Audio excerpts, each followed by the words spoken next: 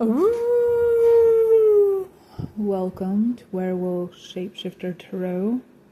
Earlier we did a reading on synchronicities and symbols that would help connect you to the message of structures, how to build structures of freedom. During that reading, if you listen to it, you may recall we started to channel the energy of anger. Angry because we were recognizing the system of control, the system of clocks that say, this is when you have to start work, this is when you get to eat, this is when you get dressed, this is when you get married, and just an unnatural rhythm of life, an unnatural system. The anger grew as we realized it messed with sacred texts. It used English and other languages to mistranslate. It had people acting in malicious ways where they were rewriting sacred texts, admitting certain things from them, like the Bible we know has been heavily tampered with. And our anger grew at the recognition of this.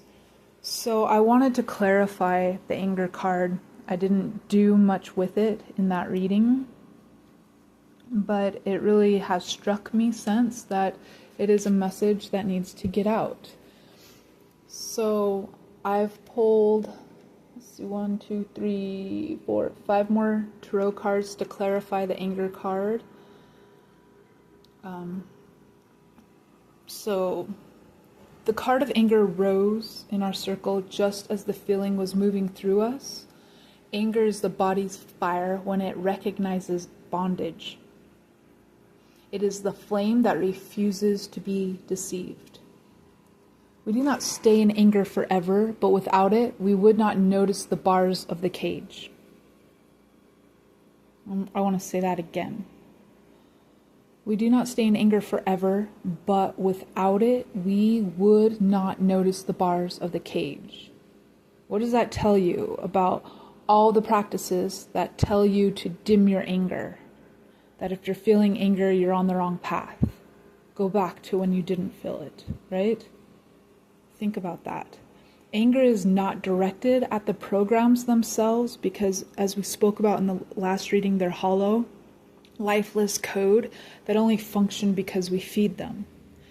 Anger is for the theft of choice, the theft of memory, the theft of sacred words twisted into chains. Anger is the awakening of discernment. So anger is the theft of choice. You can't choose that. That's wrong. Be fearful. You don't want to go over there. You don't know what might happen. Don't choose that. You want to, but don't. Don't follow your heart. The theft of memory. The theft of sacred words twisted into chains. Okay, you don't remember who you are. You've become an adult. You don't remember what you dreamed about or why you dreamed about it. You don't remember how it lit you up. But once you do get a glimpse of that, once you do see what's happened to you, once you do see what happened to the things that lit you up, how you were told they were childish and need to be put away, when you see the wrong that was done to you, anger. You feel the flames of anger. When we see the programs clearly, anger breaks the spell of obedience. That is why the card appeared. It's the spark that begins the dismantling. So we celebrated seeing the programs. Yay, we saw them. That was a great accomplishment. But now we see them. We really see them and we're angry. We let that anger burn. So to clarify, we have the Seven of Cups. Like we were talking about in the last reading, we stand in a field of infinite possibility. For generations, the programs told us which cup to drink from and when, right? Do this to be good, do this to be good, Don't do that. That's bad. Be afraid of doing that. Something bad will happen to you. So they told us. We were in this huge field of possibilities, and they narrowed it down. What was that? There's a verse that they use a lot.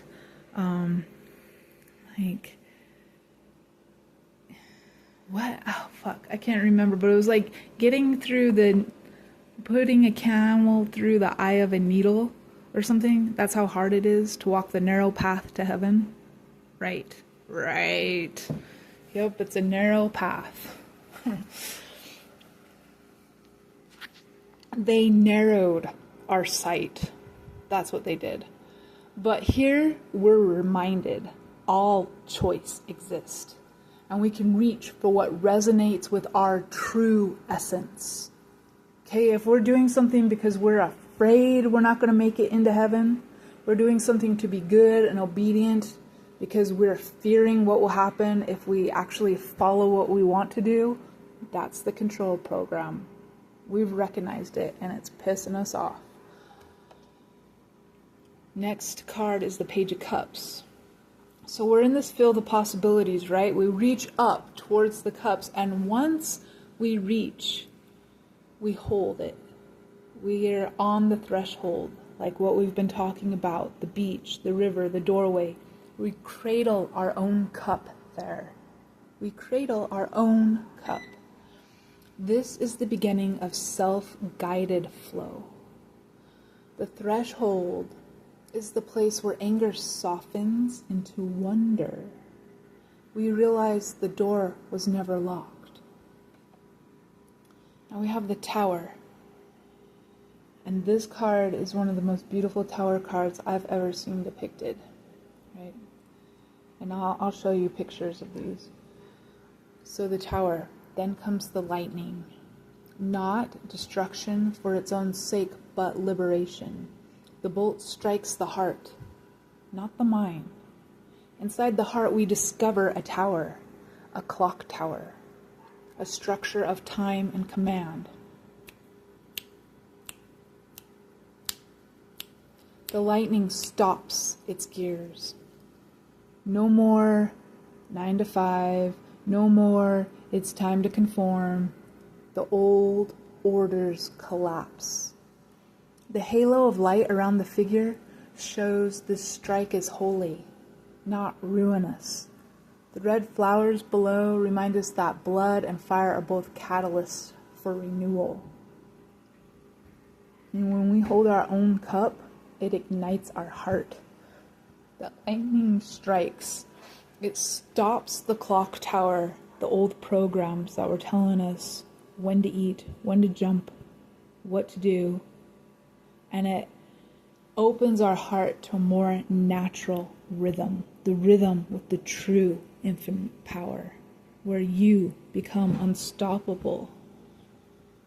Okay, the next card is the Eight of Wands reversed. So the programs that once pulsed through us stop. No more dictated rhythms, no more false momentum. The lines of control break, leaving stillness. For the last card, the Ace of Cups. Out of that stillness, a new flow arises. A great cup appears, echoing the page's smaller one. This is the cup of the heart, the cup of love, the cup of sacred choice. It pours not on the schedule of the clock tower, but on the rhythm of life itself. Here we are guided not by orders, but by resonance. This is the source of true freedom. Following our heart, being in our own flow, our own rhythm. So how anger ties in? Anger is the first spark, the lightning that makes us look up and say no more. It is the destination. It's not the destination. It's the ignition. Once it has burned away the trances of obedience, we do not need to cling to it. It gives way to clarity, to the field of choices, to the stillness where the clock has stopped, and finally to the heart's overflowing cup. To honor anger as sacred is to allow it to strike the false tower. then let it go. What remains is freedom, the heart's guidance, and love as structure. So this is our reading. Anger as ignition, threshold is crossing, lightning is liberation, and the cup as the new flow. I know this really clarified for me anger and why it's important and what to do with it, how to allow it, and what comes after. Thank you for joining me here on Werewolves Shapeshifter Tarot. I do. I do.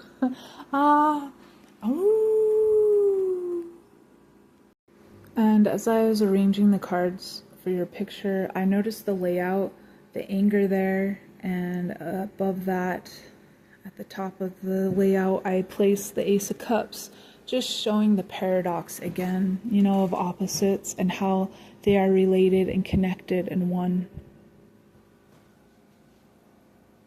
We have talking about paradox a lot.